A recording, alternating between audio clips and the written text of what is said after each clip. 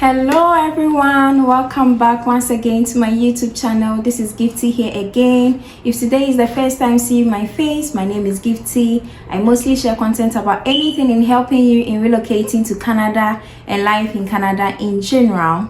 As you've seen the thumbnail, today I have my main speaker here, this beautiful lady who will be sharing her experience on how to extend your study permit, the documents you need, the amount or the fee you have to pay to IRCC. Will you need a biometric? Whatever that you need to know, she is here to put you through it. So if this is the content that you are interested in, first give me your like so that this video will go far. And to my new subscribers, thank you very much for always being here with me. I really appreciate whatever that you are doing for me. So without wasting much time, I will just let my main speaker introduce herself. Okay, very beautiful lady, of course, introduce herself, and we get into the main content. Okay, so her name is Temi. Yeah, so Temi is here to introduce herself to you. So Temi, welcome to my YouTube channel. This is Gifty's Hub. I would like you to share all your experience. I know you just had your study permit extended, okay? So I want you to share your experience. But before that, I will let you introduce yourself to my viewers. Hello everyone, my name is Temi. I'm a student at Fleming College. I'm a Nigerian, by the way, so I school at Fleming College, Peterborough. Okay, so I just recently extended my study permit. I was actually thinking it would take a lot of time and maybe I may not be able to do it on my own, but I was able to do it on my own. Okay, so my Nigerians here, hi, give me your like right now. You have your main person here, right? Yeah, so that is Temi here from Fleming College, okay, a Nigerian from currently studying in Fleming College. She's actually into nursing. Yeah. So tell me, how did the whole process started? What was the document that was required to extend your study permit? Okay, so first off, I had to get a proof of approval from my school for like admission, letter of acceptance, by the way. So I got the letter of acceptance for the program. Then I had to, that's the requirement for the extension. And other requirements I got was the proof of fund, and it's basically proof of fund and letter of acceptance, but your proof of fund needs some backup, so you need to get like a letter of financial support. Or if you're like independent and you're funding yourself, you have to put like a proof of employment acceptance. So you could either use a letter of financial support to back up or employment acceptance to prove that you could pay your tuition, and any other information about your bank that you want to add to prove you are the owner of your bank statements, just like supporting document from the bank. Yes, so that's all for the proof of fund. The second one is your bank statements. I think it could be 3 to 4 months bank statements. That's the requirement. So how much will one need in his or her bank account to prove the fund? How much?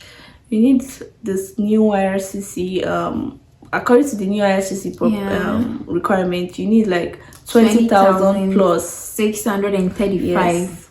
Yeah, so it's best to make it, plus your tuition. So it's best to make it more. I always say make it more times 3 if you have. Yes, guys. And also plus your proof of fund. Sorry, you could also have like receipt of payment of tuition. Okay, if you have, just like you're applying for your visa, receipt of payment of anything tuition to support the bank statement. Exactly. So you could add the receipt of payment of tuition as well. Okay. And other documents, maybe like properties documents or anything.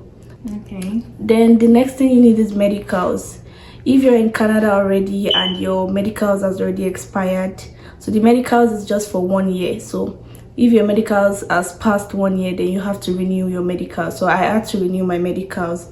That actually cost $250. So will you do the medicals and submit it whilst you are submitting your whole application? Yes. Oh, okay. So it's part of the requirement. Yes, it's part of the requirement. Like I said, first is your letter of acceptance from the school for your program, your new program. If you want to like study more, or like the program you are in. Yeah. It could be a completion of program, and it could be a starting of a new program. So if it's completion of a program, you need to submit proof of you've been like a proof that you've been studying in the school, and you've been doing that program for a while.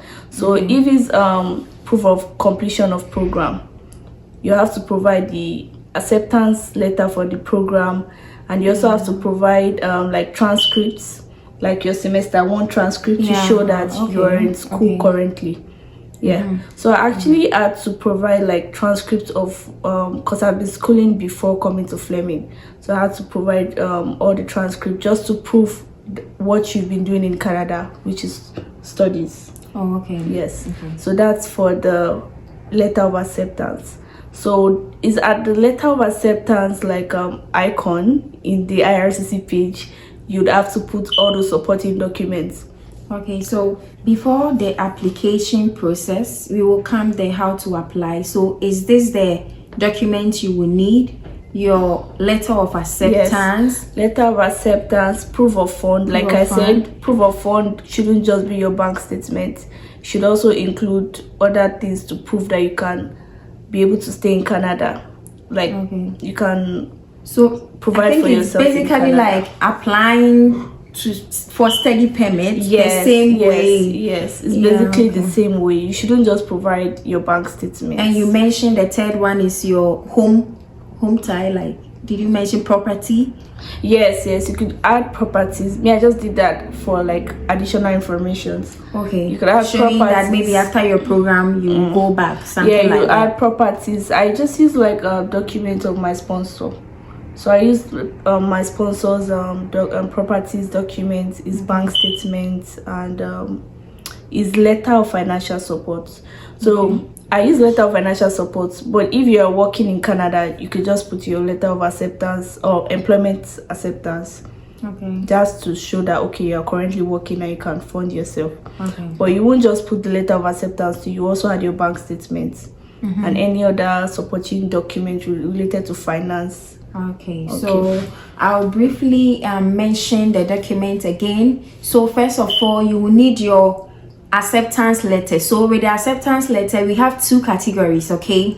If maybe you are in a program, and you need an extension to complete that program. Maybe you came in Canada, and you couldn't school for maybe some time. So maybe they gave you 2 years visa, or 2 years study permit. Maybe you've wasted 1 year, before you get enrolled into school again. So that means you are left with 1 year in Canada, right? So maybe you got enrolled into a 2-year program. That means that you will need extra 1 year to finish that new program that you are into. So that is when you will need a study permit extension. So maybe I came for 2 years, I wasted 1 year, then I get enrolled into a 2-year program. I've started the program already, and right now maybe I'm in my 2nd semester. That means the 1 year has exhausted. I am now seeking for an extension to complete my 2nd year. Do you get it? So that is it. So if you are into the program already, then you have to provide your transcript, like a proof of your study, your 1st semester and your 2nd semester, or any record that shows that you are currently into this program. It is 2 years, you've exhausted 1 year of the program, and you need an extension. So you need to get something like your transcript and anything that proves that yes, you are into that program. And the second category will be those who is yet to like changing their program, right? Just like in her case, or maybe you decide to take an additional program, one, and you want to take another one. So basically it's the same thing. So right now you are about to get into the program, so you are not in the program. So maybe I have applied for a new program, therefore I have to get a proof of acceptance of that program. So therefore I will need a proof of acceptance. But if you are already in that program, then you've had your acceptance already, right? You could add that, so you could add that plus your transcript and other stuff. But if you are yet to start that program, then you need your enrollment letter or your acceptance letter. Okay, so that is the first document.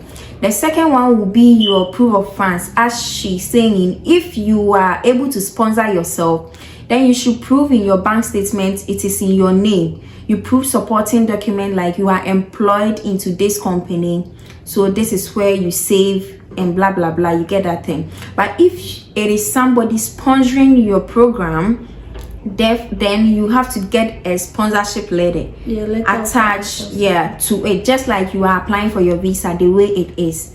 So you get a sponsorship letter and attached to the bank statement of your sponsor. Okay, all right. And she was saying that you need to get like 3 months bank statement. 3 to 4 months. 3 to 4 months. Okay, then the last one is if you have any supporting documents, like she said she added like a property and other stuff, just to back that, oh, you are here and you're gonna go back to your home country, just like a home tie. Okay. So basically, is that all the documents you need? Like I said, also medicals is one of the requirements. You either put your existing medicals if it has not expired. But if it's expired, you have to renew your medicals. And I think medicals is 6 months. No, it's 1 year. 1 year, okay. Yes. So you have to look for a place you could renew your medicals around you. If you're in Canada, you definitely be in Canada to extend your study permit. So just search for where you could have immigration medicals close to you. Close to where you are. Yes. Okay. So it costs about $250 for that. Okay. Yes. Okay. So would someone need something like SOP or something, just like you are applying for your visa initial? Yes, that's if you think you need to clarify something with IRCC concerning your stay in Canada or what you've been doing in Canada. For example, maybe you took a program first and you had to drop it for a reason and all. And you have to tell them, let them know the period of when you didn't go to school, just for them to know that you didn't exit the 3 months period. And just to let them know that you've been going to school. Yes, so if you think you need to clarify something with IRCC, so it's best to let them know than for them to be thinking you've not been going to school and suspecting you're just not doing anything in Canada. So that would be at the additional information part, just like SOP. So the additional information part is optional, but if you think it's necessary, or if you feel like some things have not been going well with your old studies, or there's a time you took a gap, just let them know, just in case, so they won't think you're not doing anything in Canada. Okay. Those are the things that can like possibly make them not accept your okay. All right, so basically those are the documents. So we will move on to how to apply it. What is the process? How do you go about the application process? So guys, if at this time you really like the content we are sharing to you, you are gaining something from it, I will just tell you to just hit the subscription if you haven't, and also like the video as well. Femi, can you put us through how to apply? Like through the IRCC. So first off, you have to log into your IRCC portal. Then you have to go to where you see is like study permit extension. So as you're clicking through, you'll be able to find the study permit extension part. Then you have to fill out a document. There's usually like a fill out document you have to do. You have to use like Acrobat this thing to fill it out. That's what you have to answer some questions. They'll ask you questions, how long you've been in Canada, and like just like the application form you fill when you're coming to Canada, like the normal application. So you just have to pick the ones that goes with best fit you, exactly. And that's the first thing you do.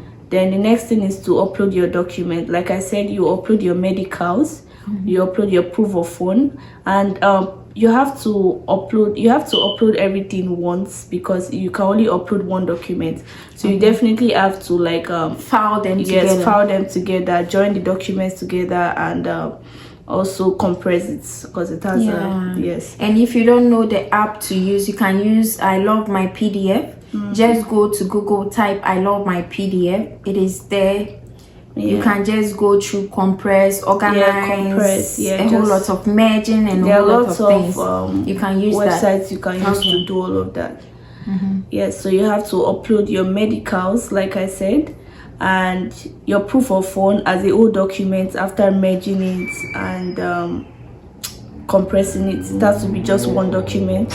And letter of acceptance, one document. I think you have to also provide like a passport photograph. Okay. Also, you upload that. Okay.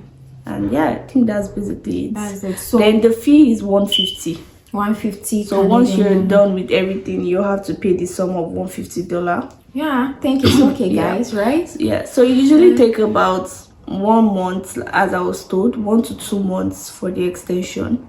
So yours may come earlier, and sometimes it may be delayed or a bit, but just know between 1 to 2 months you should get a response from IRCC concerning your application.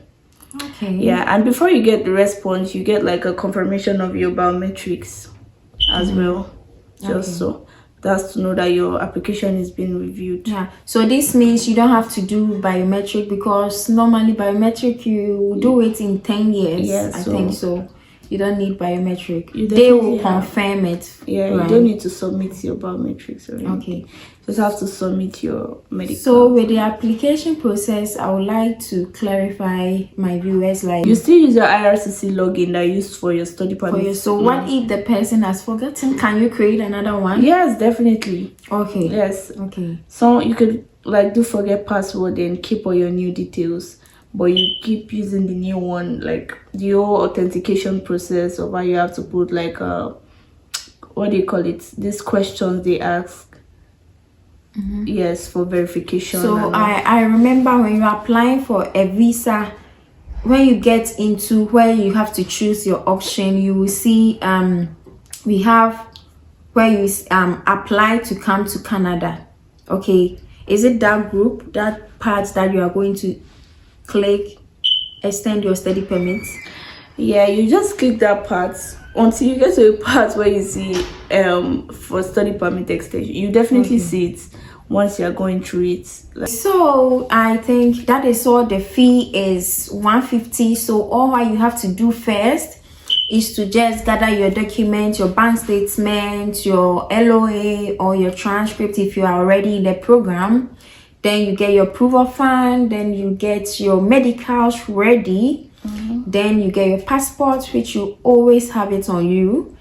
Then I think that is all that you need. Yeah, and make sure you provide enough documents to support your point, because you can only provide, you can, like, it's better for it to be more documents than less to support your, in case, so they won't be having to, IRCC won't be messaging you that can you provide this document. That would actually lengthen the whole process. Okay, so will someone need a police report or something? No, you don't need a police report or anything. Oh, okay.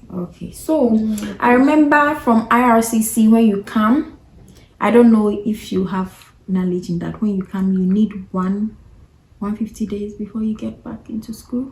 Do you know something about that? Oh, do you mean like 3 months? Oh yeah, your max is 3 months, but I think I heard like immediately you enter Canada now you have to go to school.